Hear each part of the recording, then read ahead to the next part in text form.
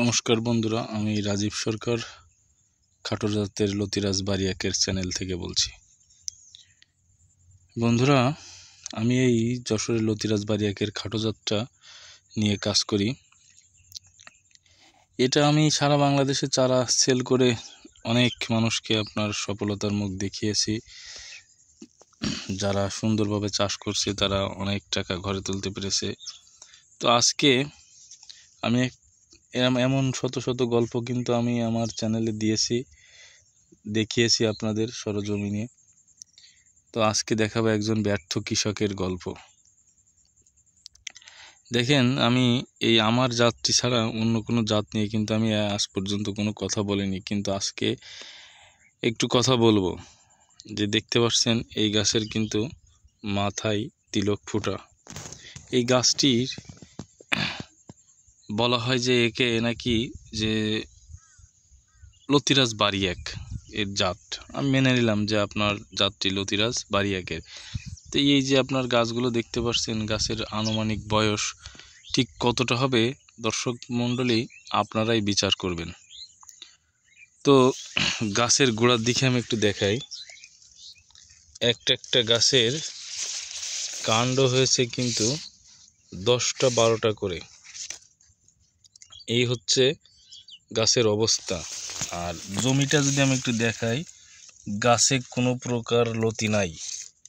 হ্যাঁ, কোনো প্রকার লতি নাই। প্রত্যেকটা গাছের কিন্তু আপনার কয়টা করে আপনার মাথা হয়েছে দেখেন একটু আপনারা।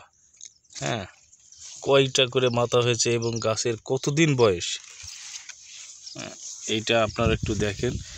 এই যে মাথায় আপনার তিলক ফুটা আছে, এই যে মাথায় তিলক ফুটা এই জাতটা, এটা কোথাকার জাত তাও আমি সঠিক জানি না।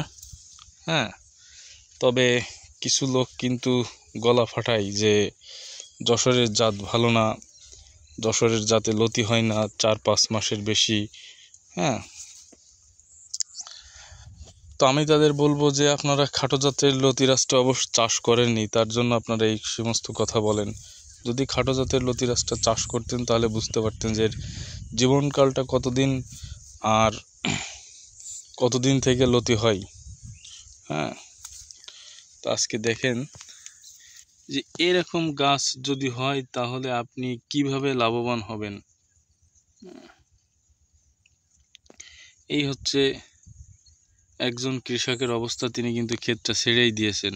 গাছটা আপনার আনুমানিক আমার ধারণা অনুযায়ী 2.5 থেকে 3 মাস বয়স হবে, তারপর গাছের এই অবস্থা হয়ে গেছে। তো চলুন, এটা তো দেখালাম, এবার দেখাবো আপনাদের আরেকটা জাত, যেটা আমার যশোরের লতিরাজ বারিয়াকের খাটো জাতের। এই পাশেই আমার আরেকটি ক্ষেত আছে, চলেন দেখাই আপনাদের। ভিডিওটা একটু আজকে লম্বা হবে। হ্যাঁ, আমি কোনো ভিডিওটা আপনাদের বলি না যে আপনারা সম্পূর্ণ দেখবেন, ভালো লাগলে দেখবেন, না লাগলে দেখবেন না। তো অনুরোধ করবো আজকের ভিডিওটা আপনারা সম্পূর্ণ দেখবেন অবশ্যই। হ্যাঁ, আজকে কারণ 2টা ডিফারেন্ট জাত নিয়ে কথা বলছি, তো এটা আপনাদেরকে জানা দরকার। এই যে চলে এসছি আমার যশোরের লতিরাজ বারিয়াকের খাটো জাতের ক্ষেতে। এটা আমারই উদ্ভাবন করা একটি জাত। দেখেন গাছের বয়সটা দেখেন আর গাছের লতি দেখেন। গাছের বয়স অনুযায়ী বলবেন, চারা দেখে বলবেন যে আপনার গাছের বয়স কত এবং গাছে কয়টা করে লতি আসছে। এই যে এই পাশে লতি, এ পাশে লতি, এ পাশে লতি, এই গাছটা দেখেন। তো এই হচ্ছে খাটো জাতের বৈশিষ্ট্য। আপনি পুরো জমিটা দেখবেন। হ্যাঁ, প্রত্যেকটা গাছে কিন্তু লতি আছে, প্রত্যেকটা গাছে লতি আছে। তো আপনি লতি চাষটা যখন করবেন তখন আপনি কিভাবে লাভবান হবেন, এটা অনেকে প্রশ্ন করে যে আমরা লতি চাষ করছি, অনেক টাকা ইনভেস্ট করছি, কিন্তু লাভবান হতে পারছি না। তো আপনাকে আমি যে প্রথমে যে জাতটি দেখালাম, এই জাতের লতি যদি আপনারা চাষ করেন তাহলে আপনার লাভবান হওয়ার সম্ভাবনা খুবই কম। কারণ আপনি তখনই লাভবান হবেন যখন একটি গাছ আপনার দীর্ঘমেয়াদী লতি দিবে, তারপরে হচ্ছে আপনার বাজার দরটা ভালো পাবেন এবং ভালো প্রোডাকশন যদি দেয় তাহলে আপনি লাভবান হতে পারবেন, অন্যথায় আপনার লাভবান হওয়ার কোনো সুযোগ নাই। আপনি এমন একটা জাত চাষ করলেন সেখানে আপনার 4-5 মাস লতি দিয়ে আপনার শেষ হয়ে গেল, কিন্তু সেই জাতে আপনি কখনোই লাভবান হতে পারবেন না, যে টাকা ইনভেস্ট করবেন সবই জলে যাবে। তো আমার এই খাটো জাতের যে প্রজেক্টটি এখন আপনাদের দেখাচ্ছি, এটা 1 থেকে 1.5 মাসের মতো বয়স হয়েছে। আমি সময় পাই না, সঠিক পরিচর্যা করতে পারিনি। আমার আরও অনেকগুলো ক্ষেত আছে, যার কারণে এখানে একটু আগাছা হয়ে গেছে, গাছগুলোর আপনার পাতা ভাঙা হয়নি, তারপরেও গাছে কিন্তু লতি ধরে আসছে।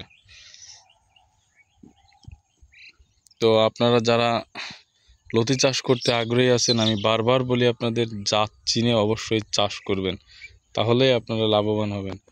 ধন্যবাদ বন্ধুরা, ভিডিওটি অনেক বড় হয়ে যাচ্ছে, তো আজকে এই পর্যন্তই থাক। দেখা হবে আবার পরবর্তী কোনো ভিডিওতে। সে পর্যন্ত সবাই ভালো থাকবেন, সুস্থ থাকবেন।